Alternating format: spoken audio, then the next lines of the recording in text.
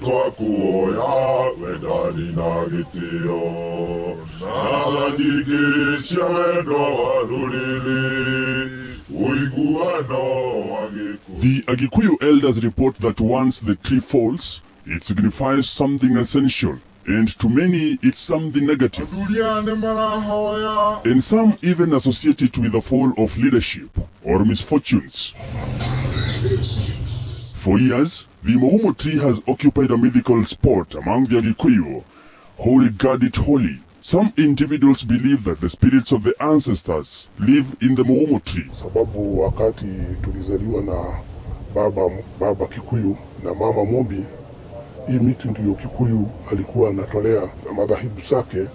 Wakati mambo imeharibika, anaenda msituni, anaenda wazee, wanaenda wote, wanaomba na mvua inanyesha. Hii ni miti tunapea heshima sana, na hutaona hata siku moja watoto wakikaribia, hata wakina mama, isipokuwa wazee wakati wanafanya tabiko ya mambo za utamaduni. In addition, its canopy has served as a shrine in service of God through giving prayers and offering sacrifices. Mugumo is a godly tree, and it is a church, Kikuyu church, where if there was a problem, men, women who are cleansed would settle and start praying God so that they get the fortune of that thing.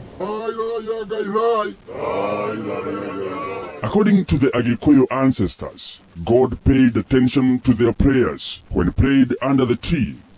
Elders says that the tree is highly valued for its function in the beliefs and the culture of the Agikuyu community, which has thrived over the years. Usually, the fallen tree cannot be used for firewood, hence must be left to decompose, as per the Agikuyu elders of Kiama. Hii miti kuni zake, hata ikianguka, hakuna mtu anaruhusiwa kuweka jikoni, apike naye, isipokuwa labda yule mama amezeeka, hakuna mambo amemaliza yote, hakuna kurudi kwa kitanda, huyo nyakati zake sasa, huyo ndio anaweza toa hizo kuni, anaweka pale jikoni, anaota moto, sababu wakati yake imefika. Others also believe that if an individual went around a Mugumo tree for 7 times, they will change their gender. However, no individual has been reported to have acquired the gender transformation. The elder says those who willingly make use of a fallen tree for firewood evoke misfortunes into their lives and are likely to suffer from fertility issues, miscarriages, blindness, among others. It's a curse which leads to imprecation, and when one is imprecated, death may befall them. No one is even allowed to use its leaves in place of handkerchiefs. The Mugumo tree grows widely in fertile and moist regions, more so close to the rivers.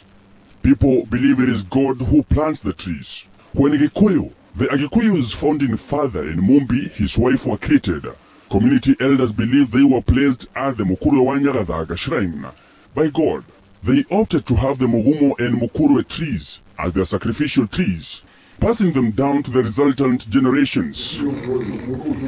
If a Mugumo tree falls, elders are called upon to constitute whether the tree was previously used for sacrifices and to comprehend the reason for its fall. When it falls down, the elderly must seek divine and try to seek God's will to tell or to show why that has fallen, that Mugu has fallen. It is not just about verbal, about readings. It is something that should be followed clearly, preciously, and determined properly that why that has happened. Earlier this month, shock engulfed Ngoshi village in Gedhonkori, Kiambu County, after a mysterious fire burnt down a Mugumo tree. Ilianza juu na kuna mtu ambaye aliakisha, walistukia tu kuona moto na ikaendelea ikiteremka. Matawi mabranchi ya hii miti inaanguka hapa chini na ianguki upande wala upande. However, it was not immediately known what caused the fire, as it burnt down only the Mugumo tree and nothing else around the area. Ostensibly, elders believe the sacred tree was burnt by honey harvesters. Kuna wale watoto walikuwa wameasha moto hapo, na sababu kulikuwa na athari, wakawacha hiyo moto hivyo. Na vile hiyo moto, hiyo Mugumo ilikuwa imekauka, ukakuta hiyo Mugumo ilichomeka polepole ndani, jioni wakati wa kustukia masaa ya jioni ukakuta imeshika paka moto paka juu. Sasa watu chache hawakujua ni kwa nini, sababu hawakufanya utafiti. Lakini ukweli ya mambo Mungu hawezi tena akuje achome kanisa yake. But does the fall of this great tree have anything to do with area politics? In 1963, a huge Mugumo tree fell in Thika, and this led to the exit of colonialists who were being fought by a local group, the Mau. This had been prophesied by Kikuyu prophet Mugumo.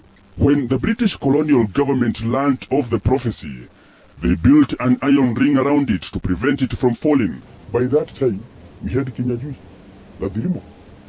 And he said, when the Mugumo tree at Thika would fall down, that one shows the white man has to go back. And those people who were arrayed to Musungu, they had to tell him, you know what? It has been said, it has been prophesied, that Mugumo at Thika, when it falls down, you go back to your place. So they had to do a lot of work. They put a lot of sand in sacks to surround that Mugumo tree, to reinforce it, so that it doesn't fall. So they had enough time, maybe to stay longer. But in 1963, the tree split and fell into two parts, hence leading to an independent Kenya led by Mzee Jomo Kenyatta. But eventually, it went down. And that was the time, the start of Mugungu, the white man to forget, started from that time. In 1978, another Mugumo tree fell in Chania, leading to the death of founding President Jomo Kenyatta. In 1979, a Mugumo tree fell a day before J.M. Karaoke was found there. Mimi, Mwai Kibaki, naapa kwamba. In 2002, a giant Mugumo tree fell after heavy rains missed their area, leading to the then opposition leader and area MP Mwai Kibaki being elected president and handed over power by his predecessor Daniel Arap Moi. In February 2013, another Mugumo tree fell, which the elders prophesied the election of Uhuru Kenyatta as the president. In 2019, a Mugumo tree on the border of Yamumbi and Lamok villages on the banks of River Lamok went tumbling down. Yamumbi is inhabited by the Agikuyu people, while Lamok is occupied by the Kalenjins. The tree fell onto the Yamumbi side, resulting to a change of the course of the river. In 3 weeks, priests and local elders congregated for prayers in the morning, where the tree miraculously came back to life, with the river going back to its initial course. Shocked inhabitants opined that they were scared of what the happening symbolized. Mount Kenya 2022 politics have since been connected to the recent falling of various Mugumo trees. Elders now says that if the region, which is perceived to be ruptured into two groups, leaders will not humble themselves and swallow their pride, something mysterious may befall them. Like for example, Mwangi now is the one in power. Uhuru Kenyatta is in Mwangi. At some point, Mwangi as a whole has to vacate, and the miner comes in. There must be a ceremony to show that Mwangi actually has left.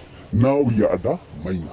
Kuna wakati Mwangi anakuwa ni yeye anatawala, akitawala kuna maina tena anakuja kuchukua.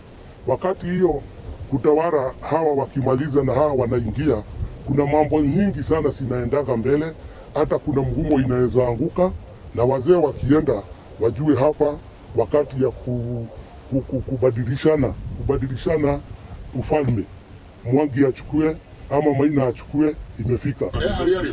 Mugumo tree has never fallen without a profound reason, at least according to the Gikuyu community. It is believed that this is the only tree that talks, and a fall might signal a change of guard or a mighty occurrence. It has been reported before, the unfortunate deaths of great Gikuyu leaders and other members of the society associated with the fall of the Mugumo tree.